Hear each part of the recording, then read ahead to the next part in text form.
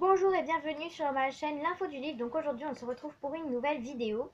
Donc aujourd'hui j'ai plusieurs choses à vous dire. Enfin, plus précisément deux choses. Enfin je crois. Bref, revenons-en. Euh, donc c'était les vacances. J'ai eu l'occasion de commencer ma chaîne pendant les vacances. À savoir que comme c'était les vacances, eh bien je pouvais publier une vidéo par jour. Ou même deux. Ça dépendait parfois. Bientôt ce sera la rentrée. Et je n'aurai pas beaucoup le temps à consacrer à ma chaîne.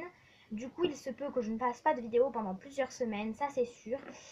Euh, Et sachez aussi qu'au bout d'un moment, il arrivera où je n'aurai pas de livre à vous présenter, soit parce que j'ai pas eu le temps d'en acheter, ou alors j'ai pas fini de le lire pour vous le présenter, ou disons que je suis plutôt accrochée aux scolarités et que je n'ai pas eu le temps de le lire. Hein. Il se peut que j'ai d'autres livres à lire, c'est vrai. Euh, voilà, donc c'était juste ça. Donc bonjour et bienvenue sur ma chaîne L'Info du Livre. Reprenons au début.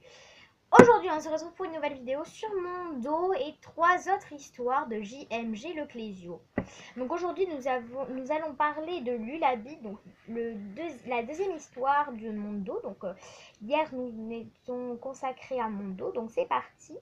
Donc Lulabi, donc le résumé déjà, donc vous le connaissez déjà, je l'ai modifié avec Lulabi. Elle s'appelle Lulabi. Épris de liberté, cet enfant voyageur a quitté l'univers des adultes pour partir à la rencontre de la nature, vivre en harmonie de la nature et vivre en désolée, je suis vraiment désolée, oh là, je me suis complètement perdue. Vivre en harmonie avec le soleil, la mer, le vent et les étoiles. Quatre histoires sur la beauté du monde et de la plénitude de l'instant présent et les pouvoirs de l'imaginaire. Voilà. Je ne sais pas pourquoi ces temps-ci je me perds beaucoup pendant la lecture. Ne vous étonnez pas s'il y a quelques petites erreurs. Le jour où Lulabi décida qu'elle n'irait plus à l'école, c'était encore très tôt le matin, vers le milieu du mois d'octobre. Elle quitta son lit, elle traversa pieds nus sa chambre et elle écarta un peu les lames des stores pour regarder dehors. Il y avait beaucoup de soleil, et en se penchant un peu, elle put voir un morceau de ciel bleu. En bas, sur le trottoir, 3 ou 4 pigeons sautillaient, leurs plumes ébouriffées par le vent. Au-dessus des toits, des voitures s'arrêtaient. La mer était bleu sombre et il y avait un voilier blanc qui avançait difficilement. Lulabi regarda tout cela et elle se sentit soulagée d'avoir décidé de ne plus aller à l'école. Elle retourna vers le centre de la chambre, elle s'assit devant la table et sans allumer la lumière, elle commença à écrire une lettre. Bonjour cher papa. Il fait beau aujourd'hui. Le ciel est comme j'aime, très très bleu. Je voudrais bien que tu sois là pour voir le ciel. La mer aussi est très très bleue. Bientôt ce sera l'hiver. C'est une autre année très longue qui commence. J'espère que tu pourras bientôt venir parce que je ne sais pas si le ciel et la mer vont pouvoir t'attendre longtemps. Ce matin, quand je me suis réveillée, entre parenthèses, ça fait maintenant plus d'une heure, j'ai cru que j'étais à nouveau à Istanbul, grande ville de Turquie. Je voudrais bien fermer les yeux et quand je les réouvrirai, ce serait à nouveau comme à Istanbul. Tu te souviens? Tu avais acheté des bouquets de fleurs, un pour moi et un pour sœur Laurence, de grandes fleurs blanches qui sentaient fort, entre parenthèses. C'est pour ça qu'on les appelle les arômes?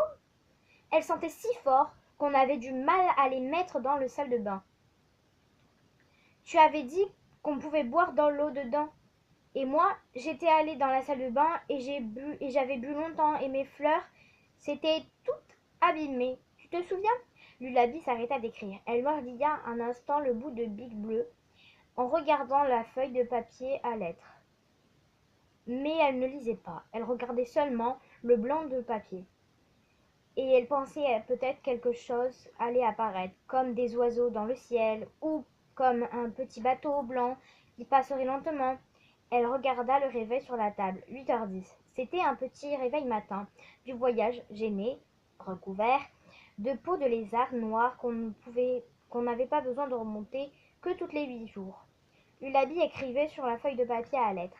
Cher Pa, je voudrais bien que tu viennes reprendre le réveil matin. Tu me l'avais donné avant que je parte à Téhéran, capitale d'Iran, et maman et sœur Laurence avaient dit qu'il était très beau. Moi, je le trouve très beau, mais je crois que maintenant, il ne me servira plus. C'est pourquoi je voudrais que tu viennes le prendre. Il te servira à nouveau. Il marche très bien, il ne fait pas de bruit la nuit. Elle mit la lettre dans une enveloppe par avion avant de fermer l'enveloppe. Elle chercha quelque chose d'autre à glisser dedans, mais sur la table, il n'y avait rien d'autre que des papiers, des livres et des miettes de biscottes. Alors, elle écrivait l'adresse sur l'enveloppe. Monsieur Paul Ferland, P-R-O-C-O-M, 84 avenue Frédouis, Téhéran, Iran. Elle déposa l'enveloppe sur le bord de la table et elle alla vite à la salle de bain pour se laver les dents et la figure. Elle avait envie de prendre une douche froide, mais elle avait peur que le bruit ne réveille sa mère. Voilà, cette lecture a été compliquée, je vous l'avoue. Donc, j'espère que cette vidéo vous aura plu. N'hésitez pas à vous abonner, à lâcher des commentaires, à liker. Et voilà. À bientôt tout le monde.